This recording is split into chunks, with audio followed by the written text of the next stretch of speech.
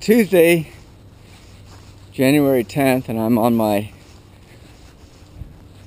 lunch break walk, 4-mile walk, and I'm coming up on Normandy, and I'm going to see if there's any tennis balls here. I think Justin is the one who has been stealing them. These are my tennis balls, and if there's none here today, there wasn't any yesterday, we're going to have to sit him down and have a little chat. So we'll see here in a couple minutes. I'm coming up on the premium hunting grounds.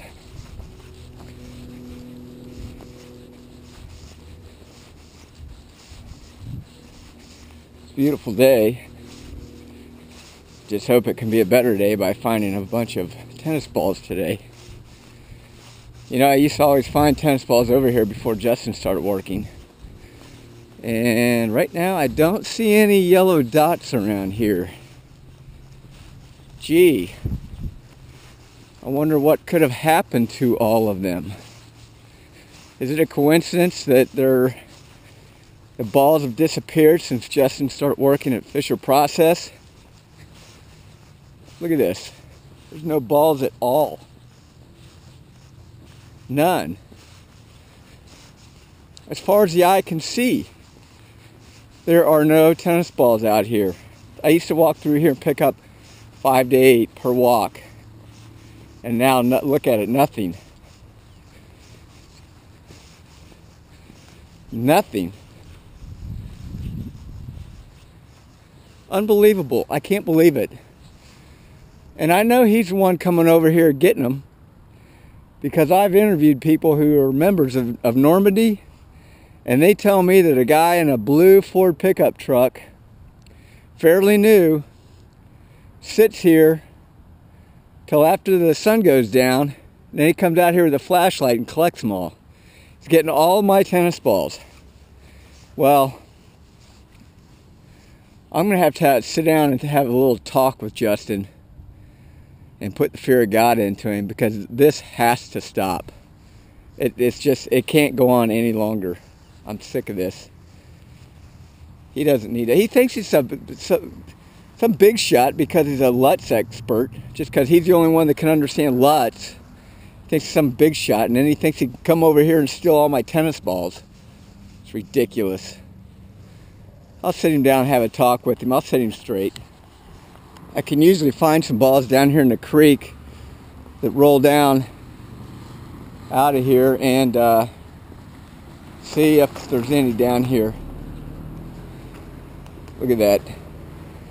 There isn't a one ball to be found. Nowhere. They said he wears his big waders, and that must be what he's doing. He's coming down here and fetching them out of the creek. God, what a lowlife. I cannot believe him even gets him out of the creek on me. Crazy. Well, I'm coming back on my walk now. I had a little bit of time to think about this, and I'm just gonna sit Justin down and let him know that this is my hunting territory, and tell him, say, hey, I don't have a problem with you hunting tennis balls. Just don't hunt them on my territory. Now, if he wants to buy some balls off of me, we can make arrangements to do that.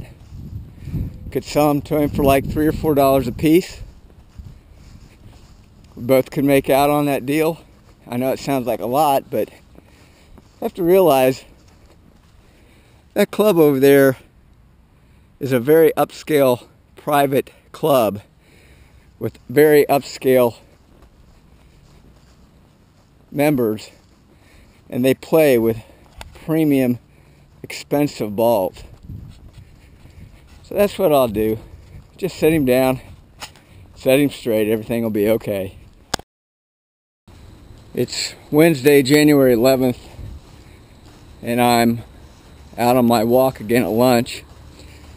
I called Justin into my office last night after hours to talk about our little problem we've been having. I confronted him,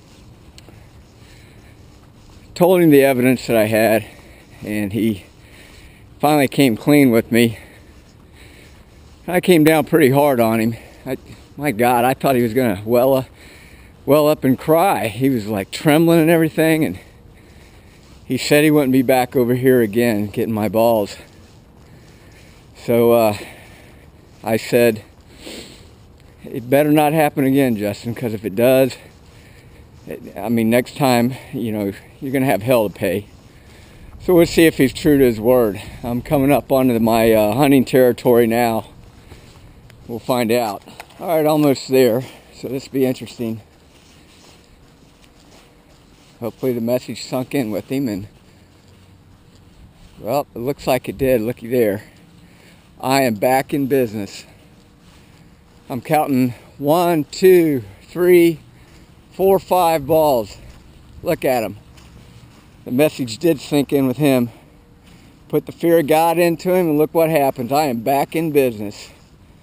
Look at that. Balls, premium tennis balls.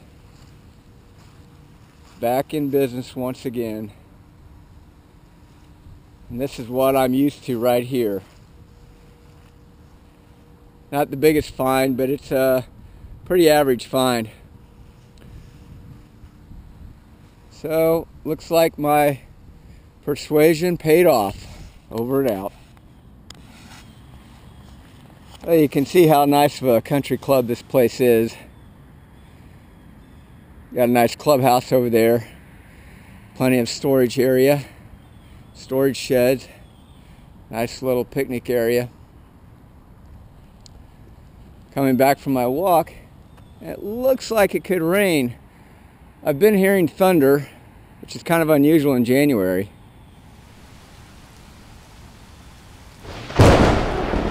But anyway, I think I was a little hard on Justin last evening.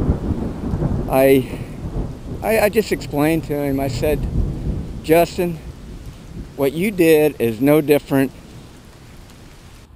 than a fisherman going out and stealing fish from another guy's nets, or what Kramer did on Seinfeld, stealing lobsters from another fisherman's pots. I said it's immoral and it's wrong. You can't do that. I said, this isn't Milford. This is Loveland. We have high standards here, high morals, and this ain't hillbilly heaven like Milford. So, you're going to stop it. He was whimpering, looked like he's going to start bawling. And he said, Greg, I've got over 100 balls of yours. He goes, I'll give them back if you want. I said, at this point, I felt kind of bad now since I almost made him cry. And I said, look, Justin, I said, as long as you promise not to do this again, you keep the balls. But if you sell them, I want 70% of the take. And his eyes lit up, and he was like a changed man. He said, you got it, Greg. He said, I'll never, ever do anything like this again. I said, Justin, I'm glad we had this talk. And we shook, and I think I can now put an end to this terrible chapter of my life. And hopefully Justin learned a little lesson out of this also.